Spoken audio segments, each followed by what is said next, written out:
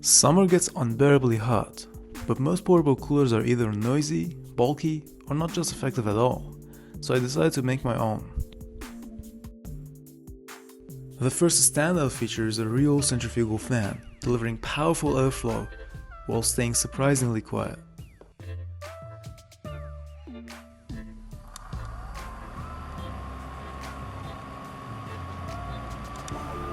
Its optimized design and active water circulation boosts its efficiency to around an impressive 70%, cooling down the air by up to 10 degrees Celsius. A built-in high-capacity battery and splash-resistant water reservoir make it truly portable. And features like customizable ambient lighting and a sleep timer add a personal touch and make it even more versatile. While the automatic 90-degree horizontal swing spreads cool air evenly. We'll test all the features and performance at the end of the video, but first, let's build it. As always, the process starts with 3D modeling and printing all the parts. Let's start with the pump. Keeping the evaporative media constantly supplied with fresh water is the key to high performance. I decided to build a pump from scratch to keep the motor away from the water, improving longevity while keeping the operation quiet. Bearings on both sides of the impeller shaft ensure smooth operation. The shafts and bearings were salvaged from small DC motors. To couple the motor to the impeller, I used a small piece of ink tube from a pen. Just make sure it's perfectly straight to prevent vibrations.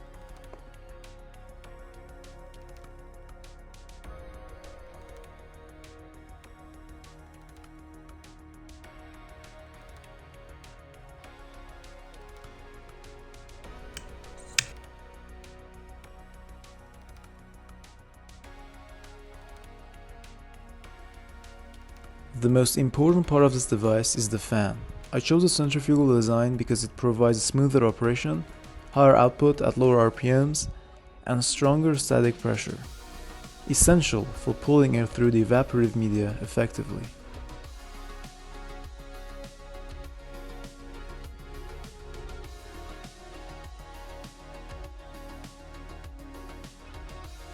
After assembling the impeller, it can be installed into the blower housing, after which you can install the horizontal and vertical louvers.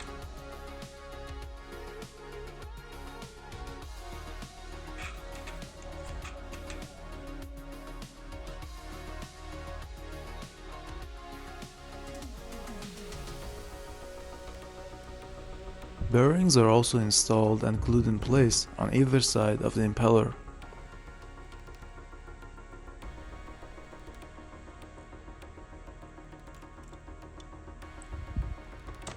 Small plastic stoppers are installed on both sides to prevent rattling. Then I glued the motor in place. I also decided to go with a built drive for the system because it's smoother and gets the motor out of the way of the airflow, though I'll tweak this a bit later in the video. This is the front panel, which holds the controls and the entire blower housing.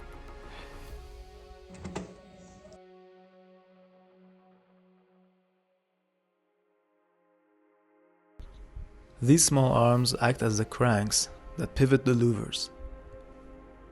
They are glued to the louver shafts. For vertical adjustment, I added this manual slider.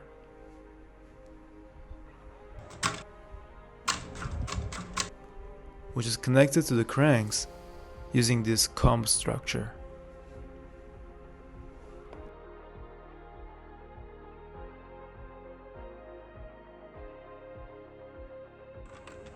The horizontal louvers are linked together using a simple bracket.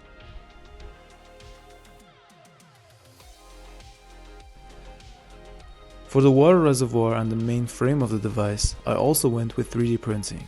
The center bottom piece is a glued-in piece of glass. This is for added weight and structure. And since 3D prints aren't quite watertight, the entire internal and external surfaces of the water reservoir are coated with epoxy resin. Then a semi-transparent film was added behind the water level window. It's important for it to be slightly darker to improve visibility and add contrast.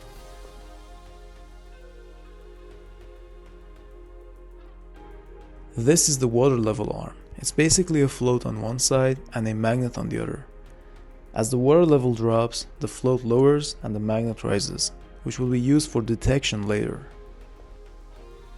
This mid panel adds rigidity and, most importantly, prevents splashing when the unit is moved around. It includes openings for the pump, pipes, and drain holes for the evaporative pads.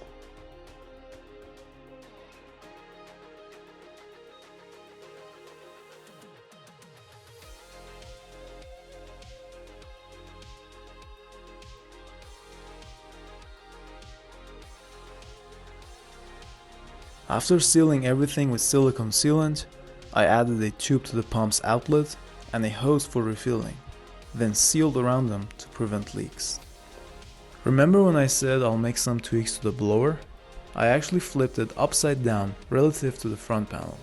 This allows air to flow freely when the louvers are tilted upward, instead of being blocked by this top section like it used to. I also changed the pulley ratio to 1:1 to increase the impeller speed, and upgraded the motor to a heftier, stronger one. The motor is mounted using a silicone suspension method. I made it by suspending the motor with some small sticks and filling the gap with silicone and letting it cure.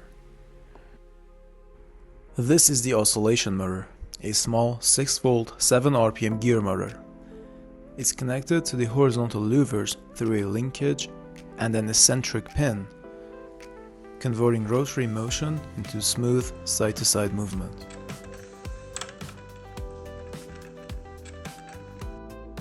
A small stopper is added to prevent the linkage from disengaging. Next, the speed control and on-off switch potentiometer was added, followed by 2 multifunctional push buttons.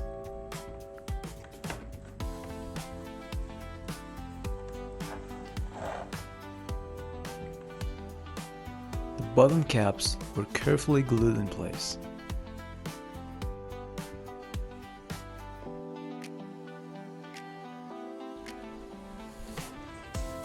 Next, I installed the RGB LEDs along with an amber LED for the alarm indicator.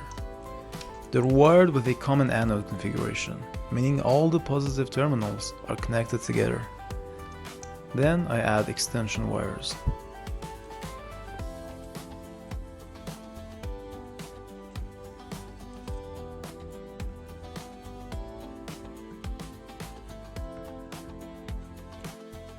A black sticker is added on the opposite side of the blower housing to block light leakage. This keeps the lighting focused and prevents the whole unit from glowing from the outside, which would look cheap and unthoughtful.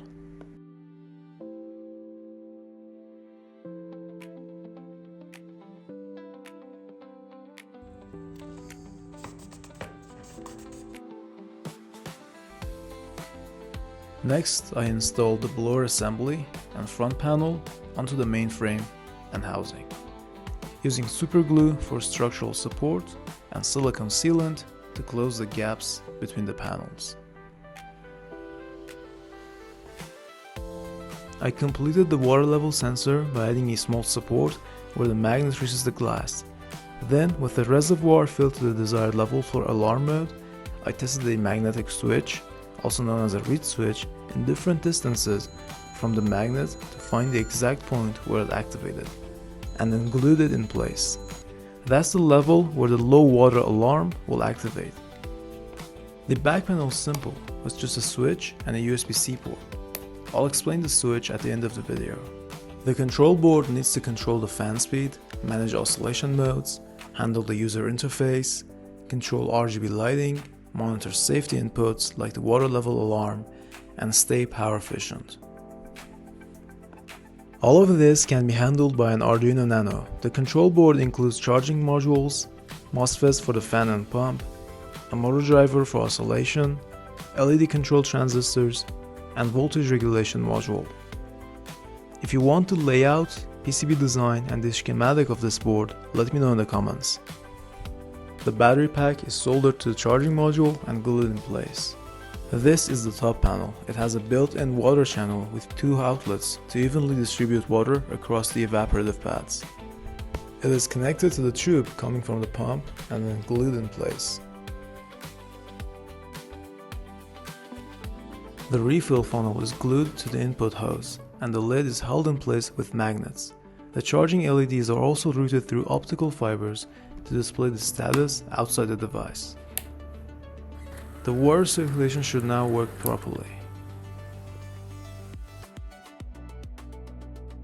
The evaporative pads are made using a 3D printed frame and grill with a top water channel that evenly drips water across the entire surface of the pad. To make the actual media, there are 2 ways. The simple version uses a thin layer of sterile gauze, allowing water to spread while still letting air pass through for evaporation.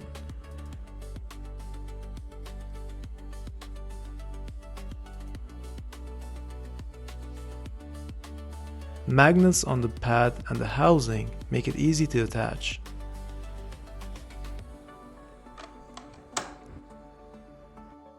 For better performance, a more advanced version can be made by layering thin cardboard strips into a honeycomb structure.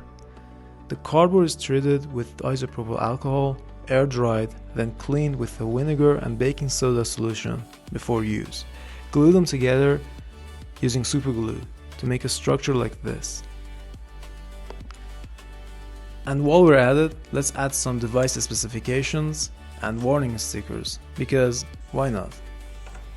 With that, the hardware is complete. The last step is uploading the firmware to the Arduino. I used this small access door to connect the USB port and upload the custom firmware. If you're interested in this code or want this firmware, let me know in the comments. Now that everything's finished, it's time for testing. First up is the cooling performance test.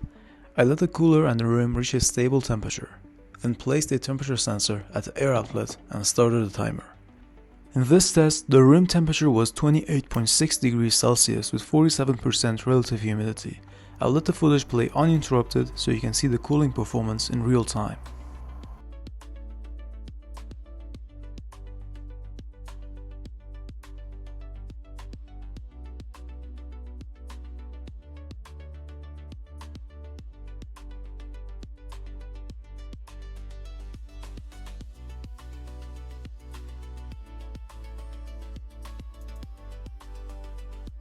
As you can see, under these conditions, the outlet air temperature dropped to 22.9 degrees Celsius after just 4 minutes.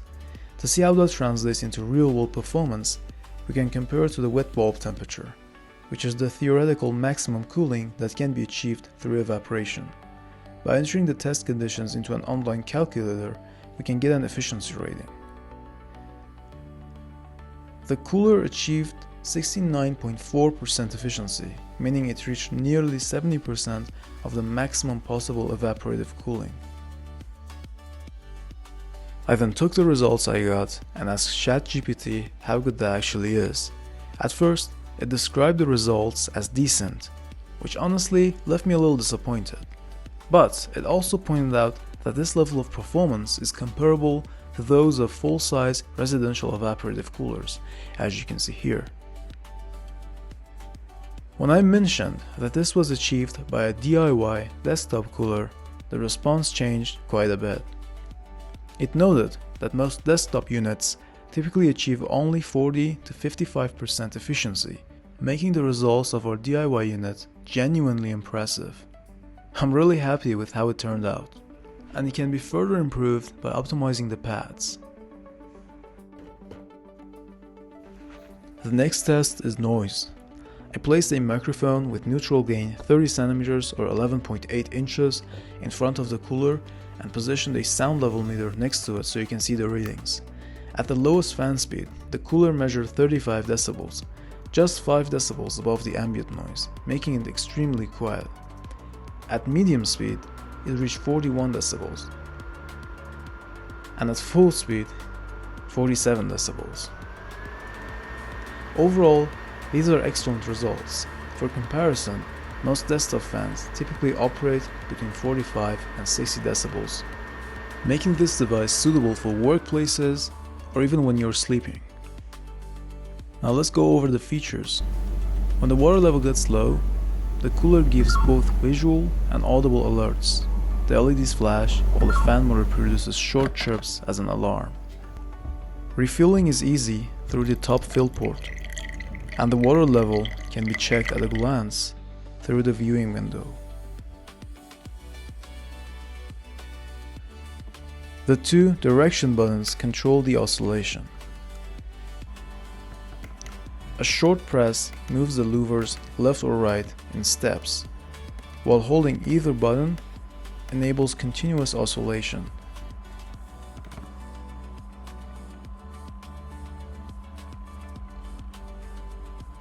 Vertical airflow is also adjustable using the side slider. The cooler also includes a sleep timer. Press both buttons briefly to cycle through the timer settings. The LEDs indicate the selected duration by flashing once for 1 hour, twice for 2 hours, and so on. Up to 4 hours can be set. By default, the RGB lighting changes with the fan speed.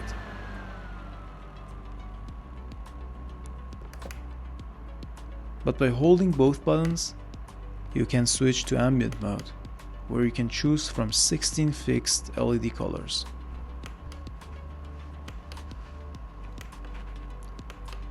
The power options are also quite versatile. When a charger is connected, the cooler runs from USB while charging the battery.